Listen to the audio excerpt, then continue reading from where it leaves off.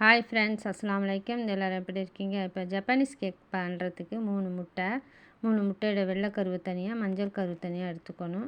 1 cup மாவு, அரை cup சீனி எடுத்துக்கணும். இந்த 3 வெள்ளை கருவில் வந்து 4 பேட்சாக போட்டு சீனியை போட்டு நல்லா க்ரீமாக ஆக்கிக்கணும். 1 கப் மாவில் 1 teaspoon baking soda, 1/4 teaspoon baking powder போட்டு நல்லா சலிச்சு வச்சுக்கணும்.